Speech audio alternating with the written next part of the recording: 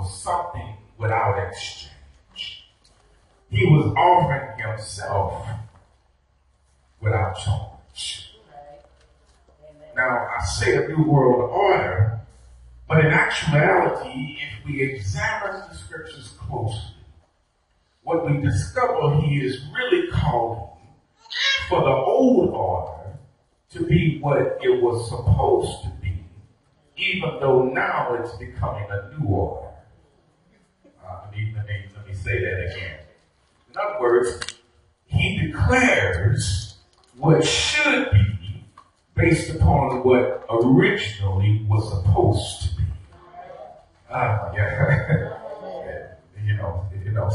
So his new world order was really to go back to the original state. So even though he was calling for a new world order, it was really for things to get back to where it was supposed to be in the first place. I've been crying so much, I had to let me blow my nose. Can I blow my nose?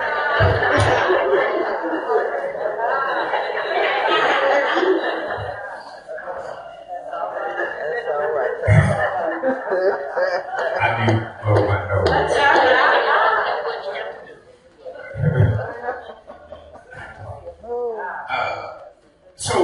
So you see, before there was a problem in the world, there was peace in the world.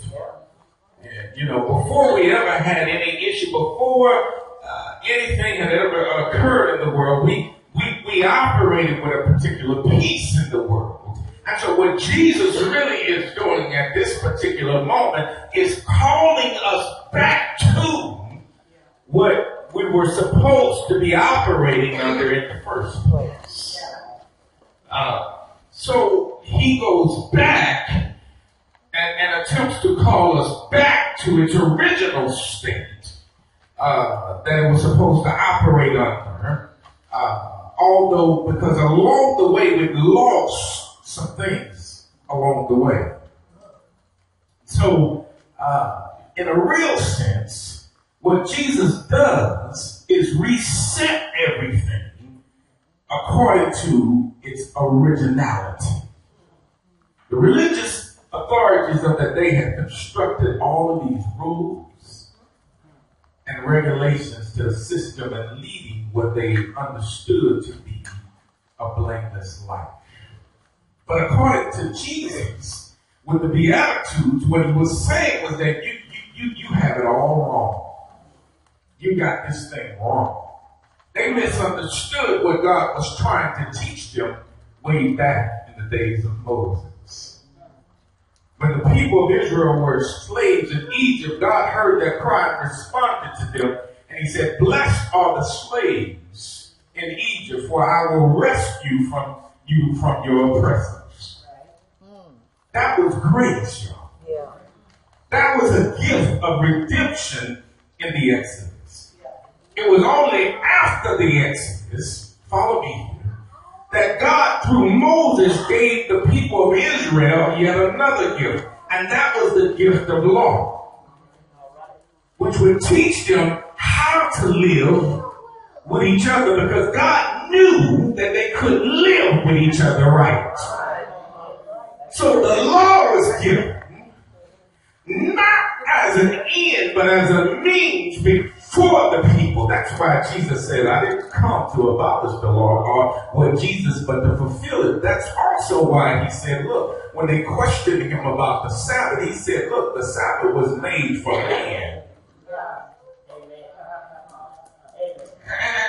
And so what I'm saying here, and I need you to understand, is that in this particular group, God had created them to be, God had the law, which was to teach them how to live in community, how to be the people that God had created them to be, and how to be a blessing to each other. But for the most part, the people who came after this understood.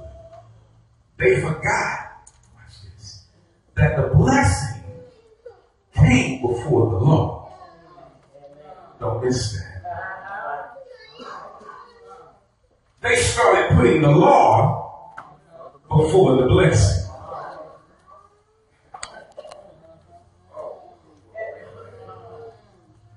So the dominant interpretation of the Old Testament became that of Deuteronomy. This ideal that obedience of the law of Moses brings God's blessing and disobedience brings God's curse. That was a withdrawal of God's favor. So now it's a divine economy of exchange. Are y'all with me? And so Jesus has to do what? Hit the reset button. Because they've gotten this thing twisted. So he has to go back to the beginning in order to issue a new world order because they've got this thing all twisted. They're living it the wrong way. They're expecting something from God, but living outside of the frame in which God works and operates. So just like Moses, Jesus does, watch this, goes up a mountain. Are y'all with me? Where God and humanity meets at the same time. Just like Moses, he goes what? Up this particular mountain.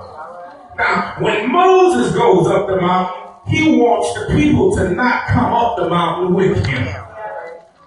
It's too dangerous. He sets limits around the mountain.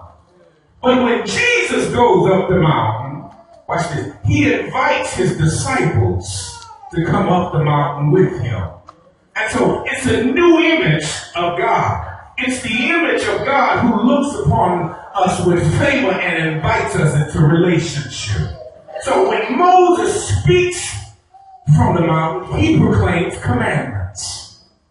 Moses proclaims commandments. But when Jesus speaks from the mountain, he does something different. He proclaims blessings. He says, blessed are the poor in spirit, but theirs is the kingdom of heaven. Blessed are those who mourn, for they will be comforted. Blessed are the meek, for they shall inherit the earth. Blessed are those who hunger and thirst for righteousness, for they will be filled. Blessed are the merciful, for they will receive mercy. Blessed are the pure in heart, for they will see God. Blessed are the peacemakers, for they will be called children of God. Blessed are those who are persecuted for righteousness' sake. But there's the kingdom of God. He did this because instead of walking blessed, they were walking by rules. But the blessing came before the rules. The rules were given as a means, not an end. The rules were given because of the stuff that kept coming up in their life. It was based upon what was being thrown at them in life. But they started living based upon the consequences of life. And not based upon the divine condition from life. Let me say that again. They started living based upon the consequences of life and not upon the divine condition that came from life. Oh, what are you saying, preacher? You're not getting that. You would be shouting right now if you understand that. So they started living based upon the consequences that came out of their life rather than the divine condition that had been shaped by their God in life. Okay. So in other words, everything that just kind of hit them, they shifted with the movement to what came at them. So they were what? Reactive to everything, not understanding that, you know what, they already had a divine principle that was covering over their life. And that should have been the primary. But they allowed the things that were affecting them in life to be the primary thing that shaped every action in every situation. Not understanding that they were already blessed. Many of us today get stuck on what life throws at us rather than what God has given us. Let me say that again. You get stuck on what life throws at you rather than what God has already given you. recently I had to change my cable box. For some reason, the box had this thing that would do. It would constantly, all my channels, I'd lose some channels, it would blank out, and then like ESPN, which was 27, would become 52.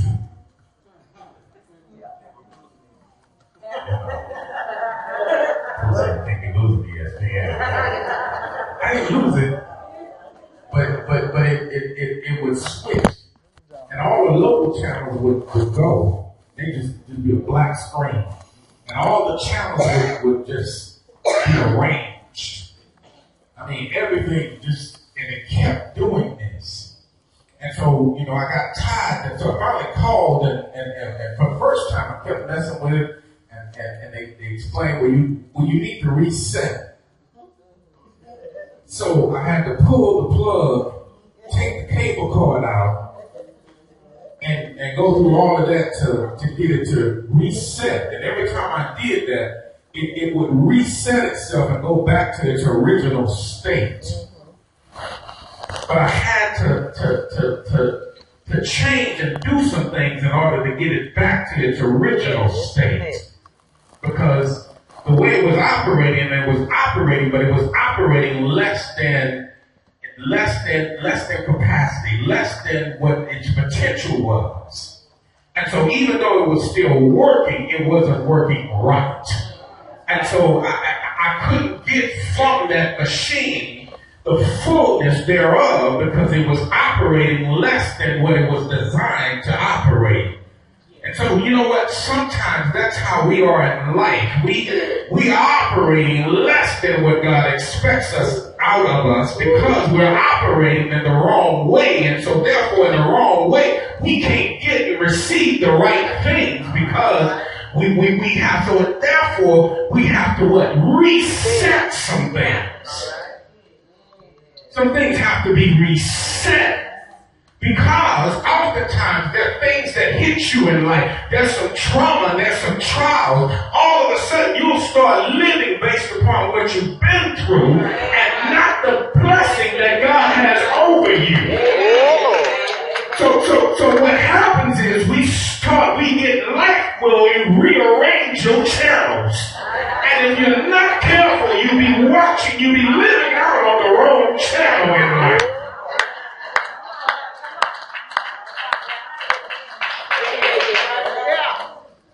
You're not supposed to be sad all the time. All right. Jesus had to reset some things because they were living based upon what life was throwing at them and not the blessing that God had already given them. Right. So the blessing came before the problems. All right. Matter of fact, if we take it all the way back to the beginning, when he created man, he said what? He created them and he what? Blessed them. Don't you know your blessing came before your birth?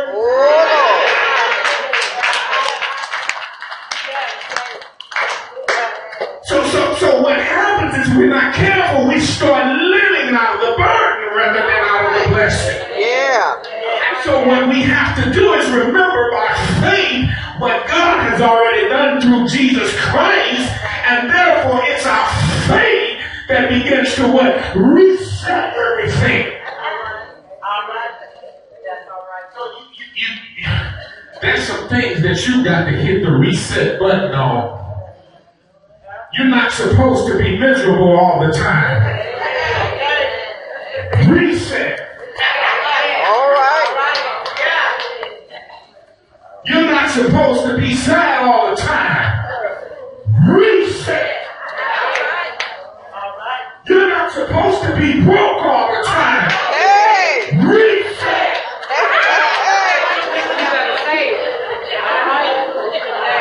Trouble ain't supposed to stay around you all the time. Reset. Your enemies are not supposed to get the best of you. Reset. Last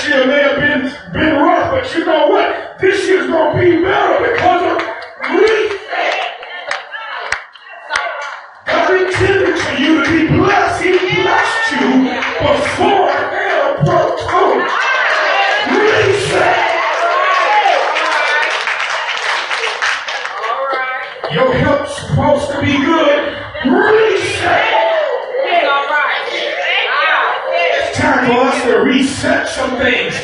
That's not God's intentions for your life, to always be going through, broken down, beat up, and always walking around like you torn up. Reset.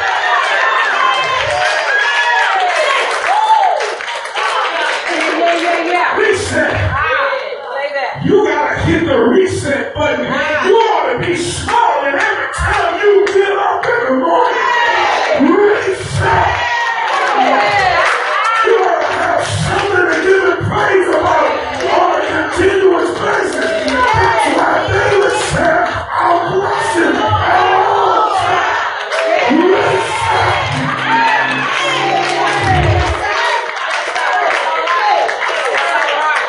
I don't care how bad it looks today. I understand that like tomorrow will look different. Reset. Reset. You gotta hit your reset button. There are some things that are out of order in your life and rearranged in your life. You gotta know when you're going through something that you're not supposed to be alone in. Reset. There's some things you can't watch Jerry Springer all day. Hey!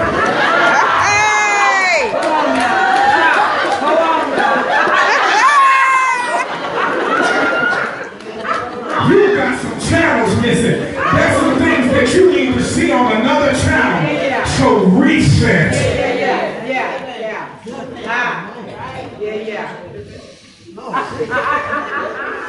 We can't stay stuck on stupid all the time. Reset. Oh, Jesus. Reset. Remember to reset. Your blessings came before your burdens. So when burdens get heavy, remember to reset. He said what? Cast all your cares upon him. Your health is not good, but remember the reset. He said, I'll restore your health and heal your wounds. Reset. You have to remember when things don't go the way that you think they ought to go. Reset.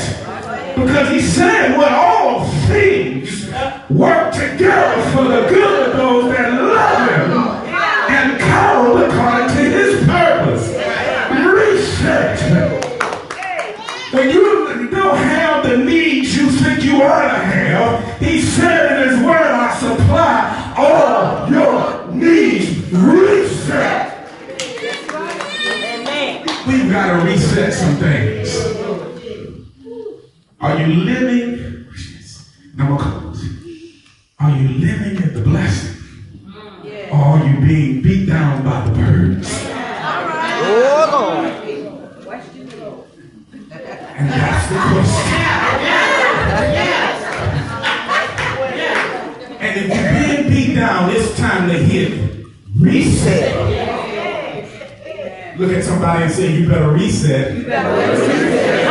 2016, you better reset. I'm ready to operate in God's blessing. You better reset. If you're not being blessed by him every day, all the time, you better reset.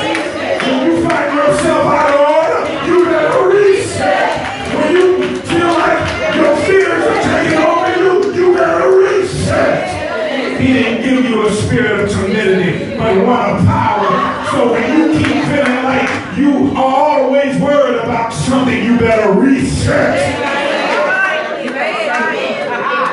Reset. 2016, I don't know about you, but I'm hitting the reset button.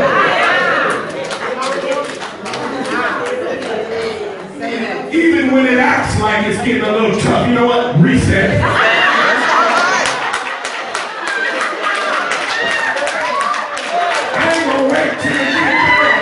Reset. Start it over. Reset.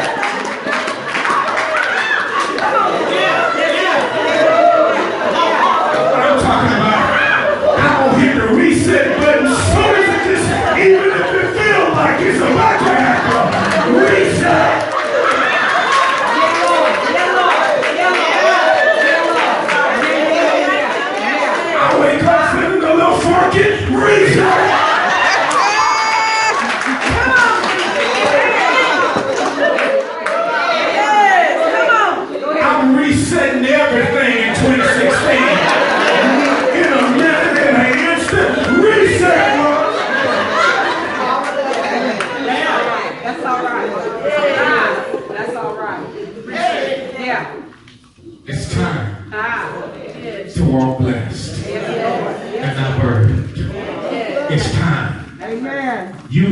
reset. Reset. Reset. Reset. Touch 3 people and say reset.